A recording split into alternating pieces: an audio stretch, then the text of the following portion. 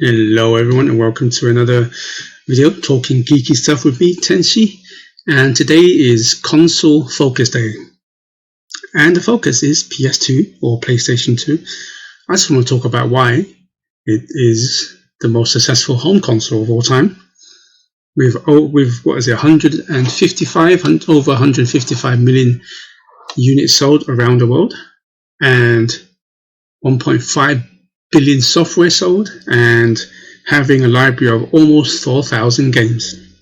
So why was it so successful? There were many factors I felt that contributed to the PS2 success.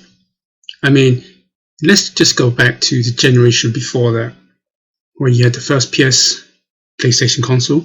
It was up against the Sega Saturn and the Nintendo 64. And of course, eventually the first Sony was the successful console of that generation, selling just a little over 100 million. We also saw Saturn kind of throwing the towel halfway. Nintendo 64 sold around half as much as it sold the Super Nintendo. And I felt that the success of PlayStation 1, the momentum really transferred over to the PS2. And one of the big success I felt like was Sony's marketing behind it. I mean, it did it with the PS1. I mean, not only the hardware, it wasn't the most powerful console, of course. It went to the Nintendo 64. But what it dealt was it made it a mainstream. And the mainstream got better and bigger in the PS2 era. If you think about it, right, there's one thing that Sony did that Sega and Nintendo kind of didn't do that well, was shake off the console, the console kind of vibe, in, so to speak, like, a games console back then was kind of nerdy, geeky stuff. Hence, talking geeky stuff, right? No, it was considered nerdy, right? I remember being a nerd and a geek back then isn't as cool as it is today. I mean, everyone has some sort of geek nerd in them today, and it's encouraged that people want to kind of show it. It's cool to be a fan of this, cool to be a fan of that today. Back then it was a little bit different. Sony kind of had that new approach to it. This is a console that was cool, mainstream. It wasn't just for kids. It wasn't a toy. Because one of the biggest things that Nintendo still to this day has is to have that kind of kiddie element, just designed for children and so on. A lot of people, when you look at the GameCube, I mean, the GameCube out of the consoles then didn't look the best. To be honest with you, I felt the Xbox was the ugliest. I just didn't like the Xbox. But the two best looking consoles to me, it was the PlayStation, number one, and or PlayStation 2, I mean, and the Dreamcast. So you couldn't shake off the kiddie thing, couldn't shake off the nerdy thing, and so on, right? But Sony came in, injected something cool about it, an adult feel to it. The games were adult and so on. So I'll talk about the games later on. And not only that, it's also one of the best, at that time anyway, the best multimedia system, because at that time DVD was coming in. DVD was what, a year or 2 years in already, right? But it was around the 2000, 2001, 2002, DVD really took off, and the PS2 was a DVD player as well. I mean, the PS2 was £299 at launch, so it wasn't that expensive. A DVD player, a good DVD player by Sony, Panasonic, etc., actually cost more money than the PS2. So that helped a Sony PS2 a lot, because it was a games console and a DVD player. So it's like, why not, right?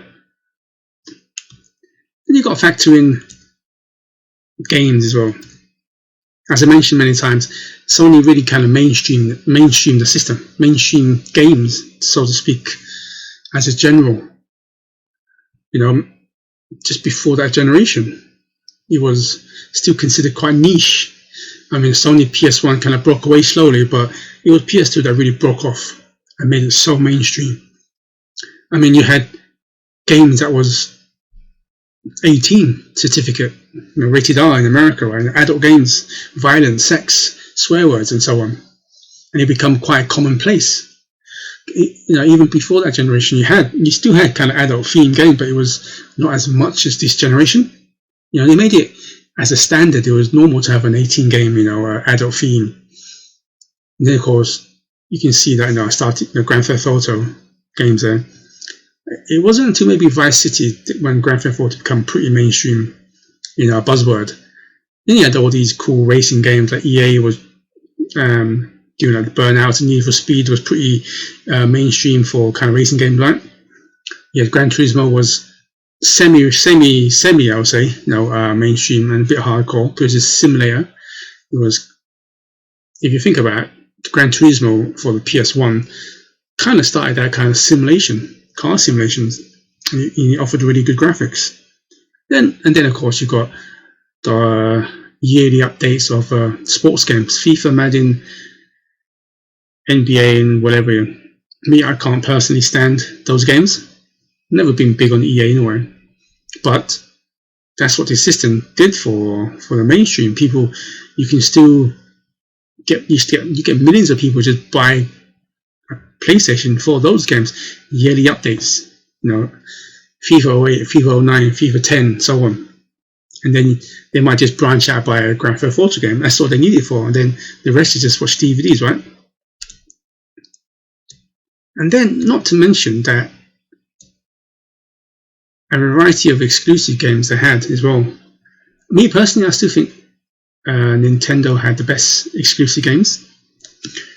But you got to understand the market was a lot different back then than it is today. I mean, Nintendo exclusive games today are selling 10, 15, 20 million easily. I mean, look at some of the remake of Mario games coming out. Tens of millions easy. But back then, Nintendo games were not as mainstream as it is today. In some cases, while I was working in certain places in the games department, I was talking to a lot of customers, and a lot of them, even kids, just felt embarrassed to play Nintendo games. They wanted the latest Grand Theft Auto, and surprisingly, the parents bought them Grand Theft Auto games because it was cool to play those kind of games, So all those years ago, 20 years ago today, the gaming market is so different. Now it's actually considered pretty cool to be a Nintendo fan, play these kiddie games, to show a bit of, I don't know what it is nowadays. But back then, some people thought it was embarrassing to play Nintendo games.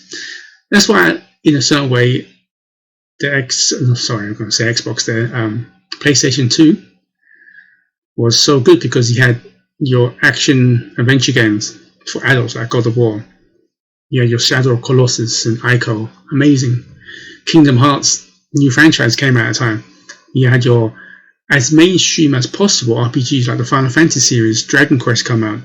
It was also the generation where Square and NX merged, At the same time, you had the kids games, Spyro and Ratchet and Crash was there. And not to mention, two of my favorite genres is fighting games and RPGs, right? Especially JRPGs. I'm more into 2D beat-em-ups, of course. And you had all the beat-em-ups then. You had the 2D beat-em-ups, you had the 3D beat-em-ups, you had the verses. So it was a place to be. I mean, GameCube barely got anything, to be honest with you. Xbox was still coming in, so even though slowly a lot of these games did transfer over to Xbox. But the thing that really a lot is secured is the JRPGs. I mean, you had, like I said, the kind of as mainstream as you can get, Final Fantasy series and so on. You had a lot of games like the Persona series, Shin Megami Tensei was out then. I mean, look at Persona now compared to then. You had the Xenogears, the Xenosaga, all of these JRPGs that was not available on any other consoles. GameCube, you'd be lucky to have one RPG, two RPG a year. Xbox didn't have much because it was mostly a Western kind of focus, you know. So I think the PS2 was so successful because it just had everything. You know, you had a good-looking console. You know, compared to the others that time, it was a DVD player.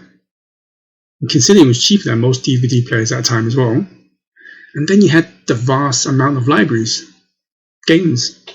You know, so much different genres. All of that combined, you got a win-win situation, right?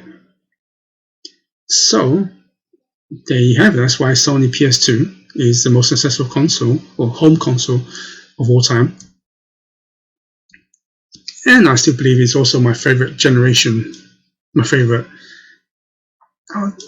Is it my favorite generation? At the moment, it's still my favorite generation of gaming. Because that generation had the Dreamcast, you had GameCube and a PS2. I got an Xbox pretty later on, but I don't really count the Xbox at that time. But you had 3 awesome consoles, and they all had awesome games for that time. So that generation is still considered my favorite generation, and the PS2 was my favorite console of that generation. Even though I stubbornly said it was the GameCube until I got old, I realized there's no point being stubborn about it. Then you realize, you just say, okay. PlayStation 2 was the best console of that generation because it just had everything. And that's why I believe it was, like I said, the most successful console of all time. Anyway, enough of me ranting on. Please let me know what you think about PS2. Did you think it was going to be as successful as it is? Anyway, please give this video a like. And please consider subscribing to the channel. And good morning, good afternoon, and good evening, wherever you are in the world. Please stay safe. And I'll see you in the next one. Goodbye.